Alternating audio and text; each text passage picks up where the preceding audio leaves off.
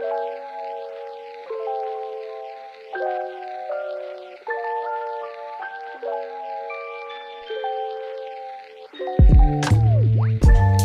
and welcome to the Smart Beauty Podcast. I'm your host, Viola Levy, beauty journalist and founder of copy-led branding agency Smart Beauty Creative. Hello everyone. Now, today's episode is something a bit special as it's our first ever live recording, which I'm super excited to share with you. So back in October, I hosted a live panel discussion for British Beauty Week in partnership with the British Beauty Council. And we hosted it at the gorgeous boutique Tallulah Lingerie in Islington, North London, which, if you haven't yet visited, is a little slice of heaven. And the topic was the beauty archetypes of the princess and the witch, and what they reveal about how society views women, ageing, and self-expression. I was joined by 4 incredible women who will all introduce themselves shortly.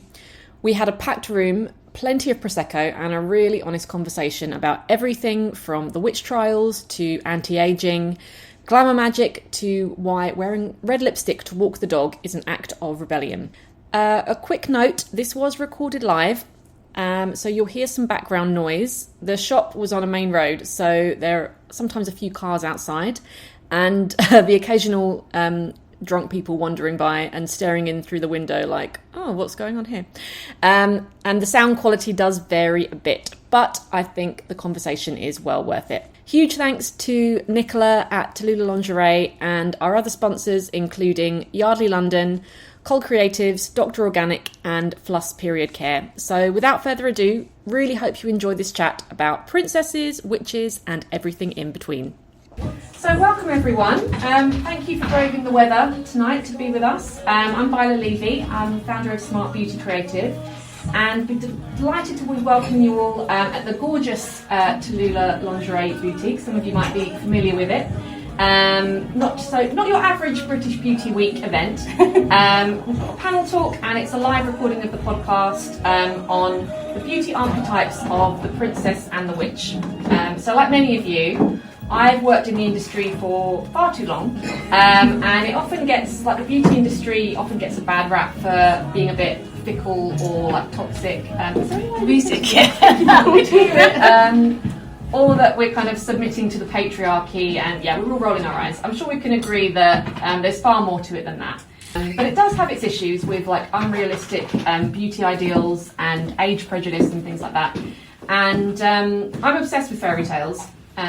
So what they say about kind of, what they say about our society and the role that beauty plays within that. So things like Snow White, Beauty and the Beast, Sleeping Beauty spring to mind. So that got me thinking about the kind of common archetypes of the princess and the witch, which I'm going to be discussing with my esteemed panellists. So if you guys would like to quickly introduce yourselves, probably do a much better job than I can. Pia, would you like to start us off? Sure. I'm Pia Long. I'm a 53-year-old witch.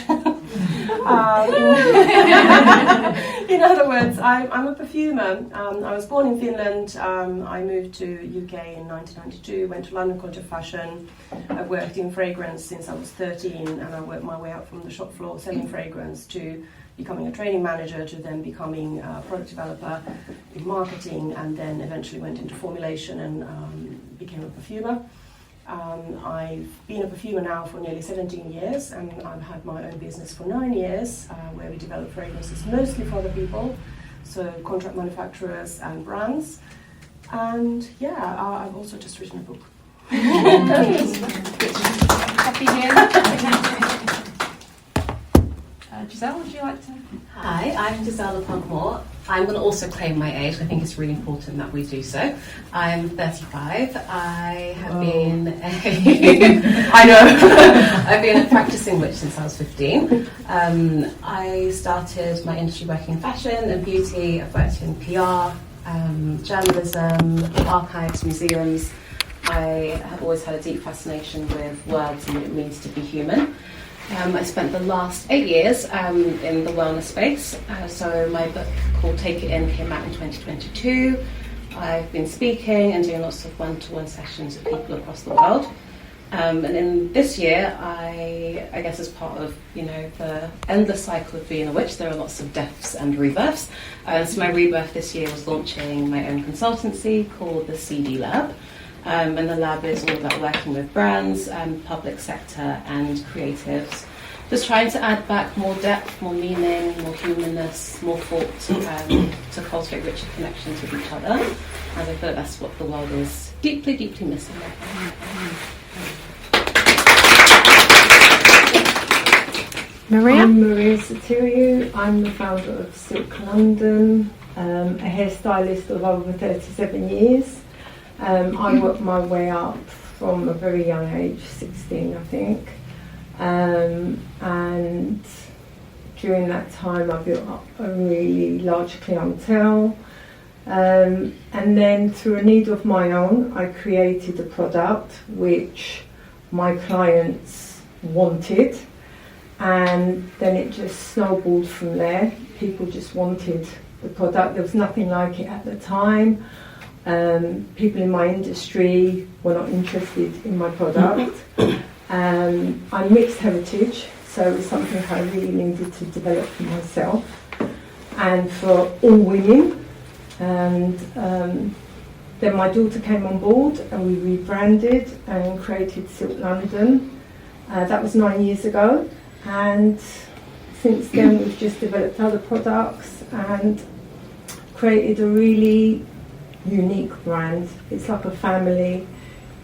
Because of my history in hairdressing, I know what it means to the emotion of your hair and what it means to every woman.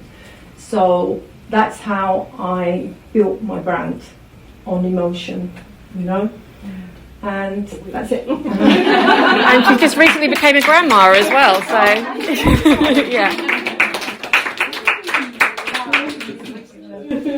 I'm Lorelei Winston, and I'm a glamour witch. You are? Yes, and I work as a women's personal stylist, coach within helping them to connect to their femininity, their power, their magic, their sensuality, their sexuality.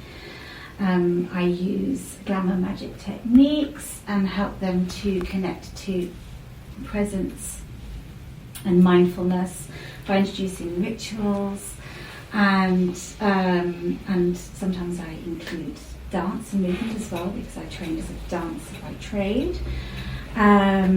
You're a ballerina, right? I was, yes, and then I became a burlesque performer as well, very much for burlesque because it's so empowering for women. I'm also writing a book as well, so it's wildly exciting to be here with other women who are championing, I think, just going out your own way, on your own path, and not conforming to society's expectations, and not just falling into that trap of doing and being what you think everyone wants you to be. And that's what it's all about, really.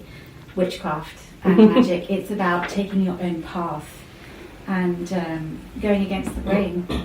And there's a lot of elements to glamour, I think, that people don't quite understand. They might think that initially it's all to do with the surface level aesthetics, but it really is more than that. It's to do with so much more. It's to do with your connection to your sexuality, your feminine power, your energy. I also do energy, glamour Reiki. Well, there's a fascinating history. You taught me the history behind the meaning behind the word glamour. It's actually, I think it's an ancient Scottish. It's an ancient Scottish word witchcraft. of origin.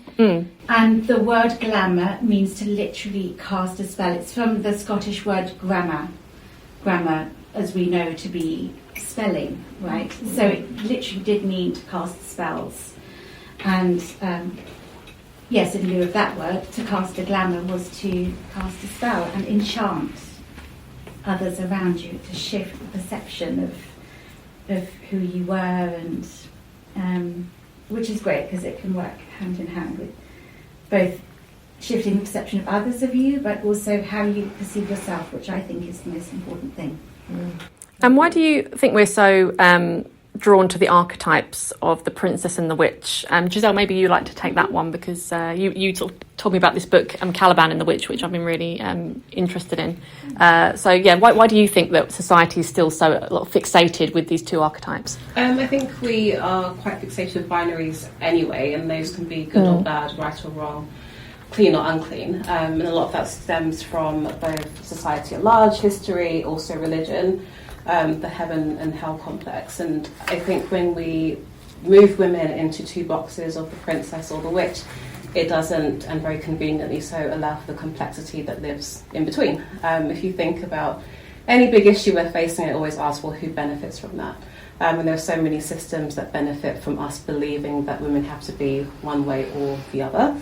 And we see that in TV shows, in films, in books. You're either the virgin or you're the whore. There's no in between. And I remember I was doing some research once on the dating advice that women get through social media and TikTok, and also dating books. And it was, well, you have to, if you want to be chosen, then you have to be the princess, and you have to want to be rescued, and that's the only way you'll be chosen. Men don't like whores, men don't like witches, and there's so much of that that's just so pervasive in both loud and small ways. So if we're constantly straddling the lines between the two, we just don't get to be us. We don't get to be authentic. We don't get to express ourselves. And the ultimate way that women have been suppressed historically is if you fall out of line. So a great way to get women to stay in line is to demonize or to romanticize one or the other. So I think our biggest reclamation as women is just to be unapologetically ourselves. And if you do fall in with the princess archetype, then that's incredible, but as long as it feels like it's yours and you can own that. And what do you think they say about the way that women, the way that society views older women? I mean, Pia, do you have any thoughts on that? Because the witch is sort of seen as this kind of crone, but basically, I think historically it was women who had their own independent means and work and had that agency, and that's what kind of people were so scared of. There have been historic cases where in various communities across the globe, if women found the means with which to set up a collective where they did their handicraft as a collective, lived together, or if there were women deciding not to get married and then share a residence, or if there were women who worked as, let's say, authors, they were immediately somehow cast aside as suspicious. And obviously, depending on which time of history or which culture we're talking about, there could sometimes be deadly consequences too. And in modern society, the funny thing is that we think that we're so civilized, we think that we're so advanced, but a lot of the sort of internalized biases about even policing one another, that's one of the most pervasive things that happens, and especially with people being keyboard warriors online when they think that they're somehow detached from someone's real feelings. Some of the comments, women can't win, you're either too slutty, too skinny, too sexy, too young, too childish, or you're too fat, or you're somehow wrong shape, or wrong clothes, or you use too much Botox, not enough Botox. Yeah, you're damned if you do, damned if you don't. Exactly, so you really, really can't win. And I think actually, in a way, realising that completely empowers you. You sort of set that aside and go, I can't win, so I'm not going to play.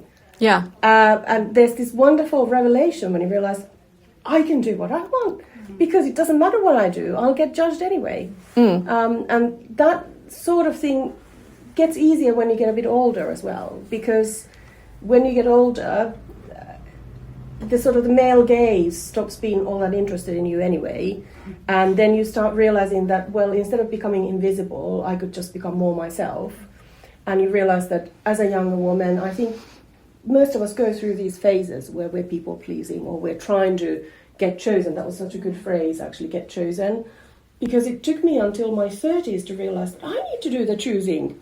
Why am I here trying to be pleasing to a particular type of man? Wait a minute, where's my choice in that?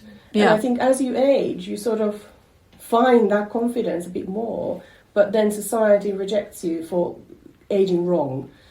And one of the most powerful things that you realise, I've had many near-death experiences, unfortunately, and once you sort of nearly die multiple times, you sort of realise aging is such a privilege.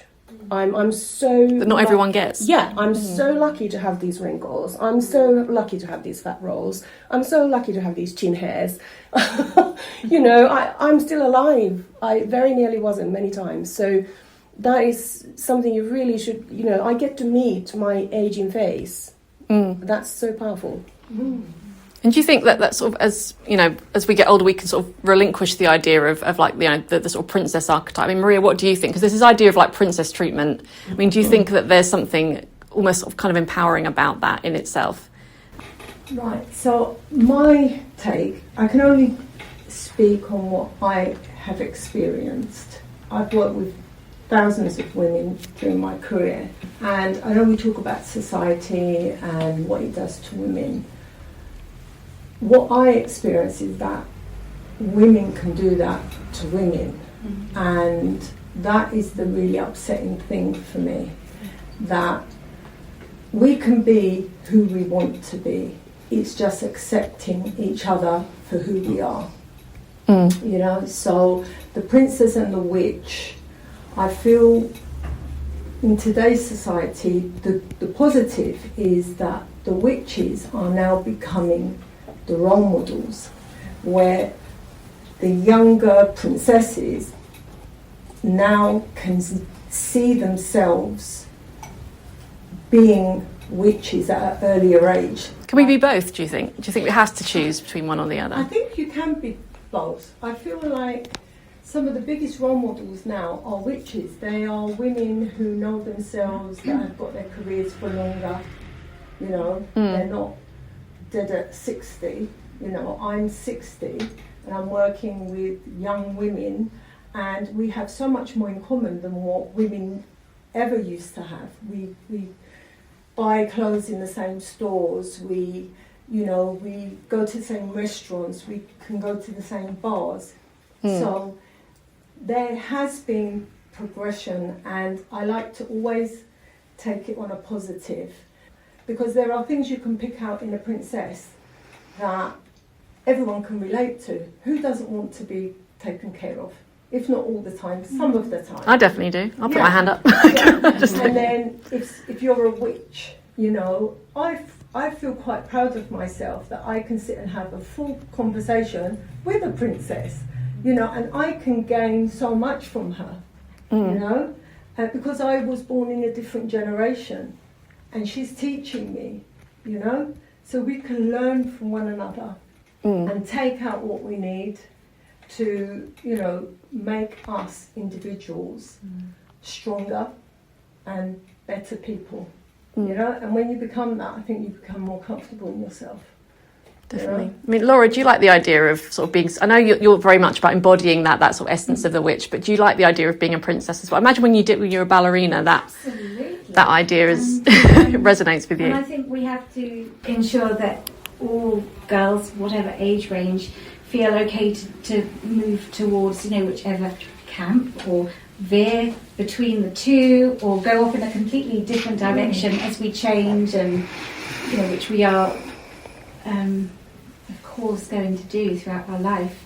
We want different things, and the important thing to do is just to be supportive with the choices of the young or the old. An older woman can absolutely be a princess as well as a younger witch. Exactly. It's not to do with age, even though, of course, you mentioned the crone. You've got that quite binary sort of triple goddess complex of the maiden, the mother, and the goddess. But as you said, we freely flow between the three, which is wonderful. And yes, of course, I wanted to be a princess when I was younger, but I also wanted to be a witch as well. And you can be both. And it's absolutely okay to say, I want to be looked after. Yeah, I think more of us are waking up to that. I'm sure you guys have seen like the film The Princess Bride. And I've only seen it once, but I remember watching it and thinking, like, what's her name, Buttercup? She's very passive throughout the film. She doesn't really do much. And I remember thinking, oh, like, she's really not feminist. She just gets rescued. But now I'm older and I'm tired, and I look at that and I think, she had the right idea. Like, my girl was just chilling that whole film. She was just like, there's something to be said for that. I think and going back to the idea of kind of glamour and that the words originally connected to like magic spells. I mean, can we sort of like bringing it back to beauty? Can we like incorporate this into the way we beautify ourselves and present ourselves in that way? I think that possibly a lot of people think that it might involve a lot of tools, magical tools and herbs and crystals and candles, which it can do, if you want to involve that. And it's lovely to invite in all these beautiful crystals and candle magic and all of that. But the most important thing behind magic is the intention that you put behind any action that you are making. So, if you don't have all of the right crystals, the herbs or whatever it might be, the best thing you can do is to apply your lipstick with the intention of speaking your truth for that day, right? And I think that glamour magic really is an affirmation of self-love. I think glamour and magic, and both combined, are all to do ultimately with seduction. Like, it's about manifesting in what you want for yourself. I wanted to just really quickly add that I think one of the pervasive ideas is that, oh, you don't need all that makeup, you're beautiful anyway. And that's a sort of a sentence that you hear. That does my head in when people say I know. It's like, yeah, I know, but I want to put it on anyway. Sure, I look like Hulda the Milkmaid without it, but the thing is, my response to that is, but I know I don't need it. I like colouring in. Yeah. For me, makeup is play, and makeup is self-expression, and makeup is creativity. Joy and creativity. And I mean, for goodness sakes, look at me. I love colour. Why would I not wear lipstick? It makes me feel much more alive, much more authentic. To play with colours and to play with makeup, and I'll carry on doing it until I can't see anymore. And that ties in, Giselle, to what we were talking about with the witch wound and the visibility wound. There's a concept in witchcraft, and just going back to the witch trials and how many, not only women, people were just persecuted for being different, and that could be all of us in here probably have been in the witch trials, and that could just be from having an open mind for speaking the truth, for using herbs, having a peppermint tea. There's so many things that women were persecuted for, and I think as a result of that we've kind of like almost removed it from history. When we speak about the biggest atrocities that ever happened, people rarely on TV or in the media will ever mention the witch trials and how many people were killed. And when we sit with that number and we sit with the reasons why they were persecuted, as women we're living in that almost subconscious fear that, well, I've seen in history what happens to women who are outspoken and bold and pick a different path and love themselves and play around in like the dark arts, which are just loving themselves. And when you see that in history, your body reads that as this is not safe then. And we have so many remnants from the witch trials up to this present day of when we see women who are different, loud, outspoken, and it can be as quick as the news cycle, anyone from Meghan, Duchess of Sussex, to Molly May. And there's just like a list of women who are just visible and seen and creating their own lives on their own terms and are just vilified for that. And it's like, how dare, especially with Meghan, you're like, how dare they? Who do you think she is? How dare she exist? Yeah. And it's really hard to watch, and as women we internalise that, as young girls we internalise that as I'm not allowed to just exist. So we stop taking up space. I was on the train yesterday and there was a disabled man who walked onto the train and he just said loudly, is somebody able to give me a seat? And everyone moved to give him a seat. And then the next stop, there's a woman who was pregnant who got on the train, and she was very, very pregnant, and she didn't say anything. So a woman behind her said, can someone give her a seat? And then someone did. But just even those small interactions, we're very conditioned to not take up that space and to walk into rooms very unassuming and very shy. And the witch wound just simply means that we're just living in our ancestors' footprints. We've got that ancestral memory. which, you know, has been proven to go back at least 7 generations, if not more. Well, we carry those wounds with us.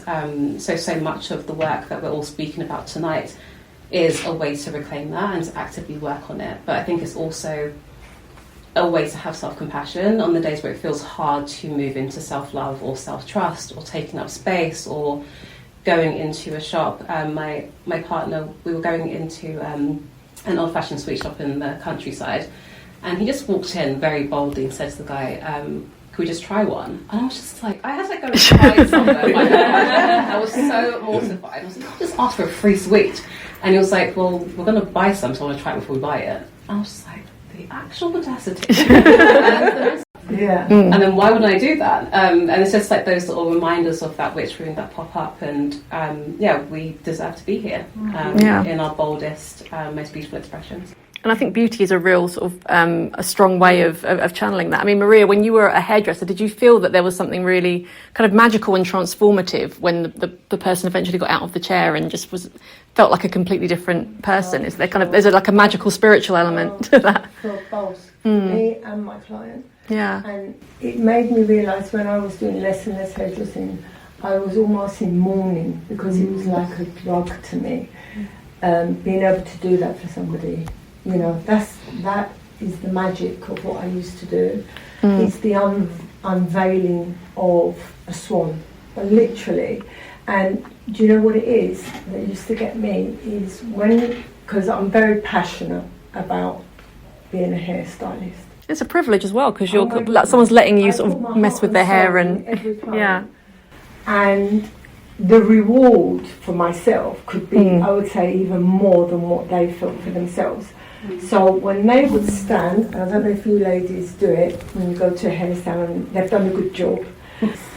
It's something I feel very passionate about. And that's a side of the beauty industry that rarely sort of gets spoken about, and people talk about, you're sort of submitting to patriarchal standards. I mean, Laura, what do you feel about when people say, I'm sure you've got a lot of opinions about this, when I know when I tell people I work in beauty, they're just like, oh yeah, but you can, that sort of idea of it's kind of fickle and... Yeah. I mean, there is absolutely nothing frivolous or trivial about beauty or fashion, or about helping yourself to feel and look better. And there's something witchy and spiritual about that. Of course there is. And not only do you feel better because you feel that you look better once you have, stepped onto that path of meeting your most glamorized self. And whatever glamour means to you, it means something very different to us all. But what I love about it is the fact that it really sort of it seeps into other areas of your life. So you become a happier, maybe harder working person. You've spent time for yourself. You know yourself. You might become closer with partners or husbands or wives or whatever, with your children, because you're not completely burnt out. And it also spreads like a ripple to the other women that come into contact with you, because you're giving them permission to also do the same. You're saying, yes, I'm a mother and I'm a business owner, but I still love to wear something that makes me feel beautiful. I still love to wear red lipstick every day, even if it's just to take the dogs out for a walk. And you can too, because it's not hindering any of that at the end of the day, is it? Wearing a fabulous red lipstick that you're going to feel better wearing is going to brighten up your energy and elevate your day. And if you can make these small changes for yourself, you are giving other women permission to do the same for themselves, which I think is really precious. No, you're uplifting others in the same. Exactly that. And Giselle, we're seeing this sort of reclamation of sort of very kind of witchy aesthetics and sort of spiritual wellness in beauty. I mean, do you think that's kind of part of like a larger sort of shift, or do you think it's just more becoming commodified? Because I know we spoke about this when we were like chatting on the phone. I mean, do you think it's people are sort of embracing it genuinely, or is it just jumping on a bandwagon? I think it's really hard. When I think it was probably about 2018. One of me and my best friends, so I went to New York to pitch like a series of these like skin meets spirituality. It was like very ritual based, and we would say that when you're washing your face, for example, you can be declaring what you're trying to let go of. So very much what you're speaking into about the stages of your beauty ritual that you can then turn into something more intention. And we went to so many different brands and wellness spaces in New York, and they're like, yeah, come over, it's going to be great. And then in the UK, it was like, what are you talking about? And it was this very, no, it's not going to work. And then I think as the years moved on, I did a project with MAC, and we had, for all their Fix Plus sprays, I created different intentions for one of their mailers. And that was great. And then just like more and more brands were asking me to do different projects for them or different activations and events. And what was really beautiful was that they gave me the chance to work with them as someone who's got such a huge amount of experience doing that. And then I think over the years it just started to diminish. So lots of me and my friends who are witches and meditation teachers and practitioners were working with brands in that really deep way. And we just changed very quickly to someone on the team was then doing it and just doing like a quick ChatGPT search. And you can always tell who's, had their hands in it and who's worked on the project. And I just hope that, there's so many of us who do this work, and it's our medicine, it's our work, it's ancestral for a lot of us, including myself. And I hope that brands going forward can just start to use their community rather than just make it a marketing trend. But I think it's beautiful. I think, I've always said, for me, my passion in that sector was most women don't have time to do like an hour-long meditation every day, or a lot of women do not have time, or we've been taught to be always the caregivers and the nurturers and provide for everyone else. So the idea of asking them to add in so many more practices is very hard and unrealistic. But I said to someone once that, well, everyone has time to wash their face. So if we can speak to her while she's washing her face, then maybe she'll get like 2 minutes back. If she's breathing intentionally while she's applying a face cream, that's another 30 seconds back. And that's how I saw it.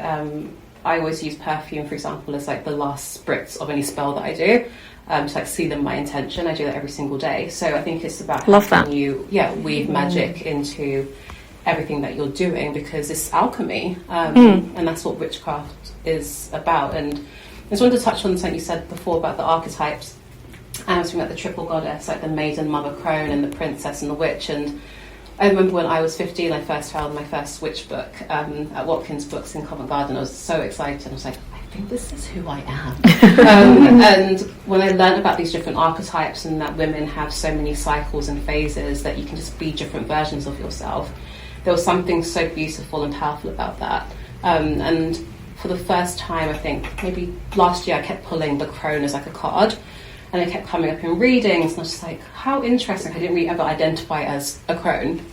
I think we're always taught that the crone will be like when you're older and you move into a different transition in your life, but we meet these different parts of ourselves continuously. Being a maiden is not just being fun and fancy-free, it greets you at different times, and being a mother is always birthing children's birthing projects and art and creativity. And being a crone is, ending a cycle, and you take that wisdom into another cycle. There's nothing to do with our ages. I think, for me, that idea of the princess and the witch is just owning that you kind of get to be everything. And you can fall into these different archetypes as you change and evolve. And, you can dance with all of the goddesses at different points. Yeah. I completely agree. Like when I was like a kid, I always eschewed the idea of being a princess, mainly because I wasn't like blonde, and I was sort of told like, well, you can't be the princess because you're not blonde. And that's a whole other conversation in itself. But I think now that I'm in my 40s, I've become more princessy than before, because it's like, no, I can just rest. I don't have to be doing it all. And I mean, Maria, like when it comes to beauty sleep in sort of things like, because obviously you create beautiful like turbans and pillowcases and products designed to sort of maximize sleep. So how does that kind of land with you? So I think women now are starting to realise how important the more we start to realise that we should allow ourselves that time. We deserve I think it's allowing yourself, isn't it? It's giving yourself permission to do that and not. We actually deserve to look after ourselves. And it's taken me a long time. Well, no one teaches us that. It's like, no, you must sacrifice everything and just be of service. Yeah, I was a single mum. I had 3 children to bring up, and it's like a machine, just pounding away. And I think to get to a place, I think things have got to happen to you before you realise, oh my God, I am so important. I must take care of myself, So, I'm all for people allowing themselves the grace to sleep, Does anyone have any? We've got time for a few quick questions. Does anyone have anything that they'd like to add? I have a question for Pia. If you were going to, this will be hard, sorry. If you had to ascribe or prescribe a certain set of notes for a princess fragrance versus a witch fragrance, what would those be? Even if they were only 3 per. I mean, you could think about it from, well, are we talking Europe? Are we talking, which culture? Because first I would think, well, in what culture? But if I think, well, obviously I'm European, so I have to think European. I think for which, obviously you're thinking cauldrons, you're thinking, nighttime, you're thinking pet familiars and things like that. So it could be interesting to try something that's got both the sort of maybe smoky elements and something like vetiver root and patchouli, and something that's kind of associated with deeper accords, and definitely something resinous and balsamic and long-lasting and unctuous. I think the entire liquid should look pretty dark, actually. But then you could do some fun twists. You could add something like blackcurrant or something like that, so kind of make it also a bit bit more interesting. And then, for princess, I actually like the fact that we've come to a conclusion that a princess is not an age. A princess is a mindset or a way to behave or a way to expect the world to treat you. And so for princess, I think there's a suggestion of maybe you're thinking something more delicate, maybe you're thinking something more transparent. So immediately you're drawn to things like citruses and florals, and you're thinking, I don't actually want to go sort of infantilize the princess. I don't want to put her in cookies and cream and all that. I would like to see her have a delicate neroli. I mean, Princess Neroli. That's kind of an actual historic perfumery connection. So I think if I was put on the spot today and I was told, go there and make the perfume now, I would build it around neroli and orange blossom and light musks. I love neroli. I know. One of my favourite. It's wonderful. Thank you to my panellists so much. Really enjoyed chatting with you, and thank you to everyone that turned up. And thank you to the lovely Nicola, who is the proprietor of this fine establishment. But yes, thank you all so much, and thank you guys. I appreciate it. I like hearing from all of you as well. I felt like my brain has grown and I've been enriched by everyone's opinion, so thank you. Thank you. I've learned more from you today. It's I could talk about this I love this topic. It's just it's so great. It's so great. I've never thought of that. One thing I will add, one thing. Final note is that I have been involved in beauty industry since I was almost a child myself. And I've seen some of the ugly sides of it, I've seen I'm sure we all have, you discussed how people often say, oh, you work in beauty, so therefore you can't be a feminist, you can't be, and you're sort of conforming to patriarchy, and, you're sort of a traitor to other women by promoting beauty. And the thing is, there's like a difference between beauty that comes from intent of the woman wanting to serve her own needs and project her own personality and meet her own needs, and comes from choice from the woman, versus beauty that serves the needs of profit margins of corporations who are marketing to women's insecurities.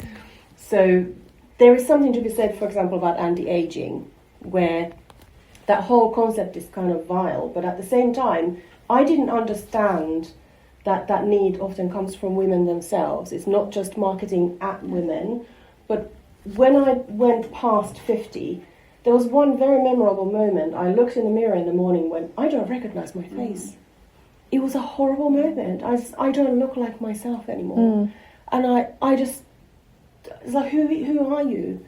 And it was actually like this, it was like a dysphoric moment. And I suddenly, in a flash, understood anti-aging from a woman's perspective. I'd always assumed it was just greedy corporations saying, don't age, you're not allowed to. And it was that one moment of like, oh, wait. I mean, you're made to feel guilty for feeling bad about aging, when actually... And then when I tried Botox straight away, like the very next week, and it made my brows droop hideously, and I didn't want to touch it again. But I suddenly understood. I had like a complete panic, Like I did not recognize my own face, and that was a powerful moment. And so I think we too quickly sort of put it in that binary category. Oh, anti-aging is always bad, or interest in beauty, or looking after yourself, or doing these like nightly beauty rituals of kind of, when can I get the best time for myself to keep my skin and hair looking beautiful? It's not for men. No. It's for us. And at the end of the day, we're no better than those who went after witches. In those trials. The worst thing we can do is go after other women. Yes, exactly. Who are making and living with their choices. Exactly. And I always call people out if I, in my peer group or anywhere, hear people criticizing someone who's had injections, or someone who's had a facelift, or someone who wears something that looks a bit slutty or whatever. I was like, how dare you, actually? It's up to them. And so that's, to me... we all find different ways to cope. Yeah, exactly. So I'm not going to judge anyone. I really don't. If somebody's doing something otherwise unpleasant, being bigoted or whatever, then that's, criticize that, but don't ever dare to criticize whether they've had filler or not. No, 100%. Well, wise words to end on.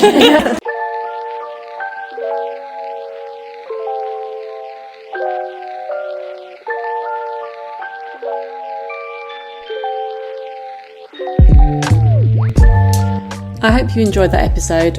All links will be in the show notes, and feel free to visit smartbeautycreative.com or visit us over on Instagram to find out more about what we do. And if you enjoyed listening, please don't forget to rate and review Smart Beauty on iTunes, as it helps people find us.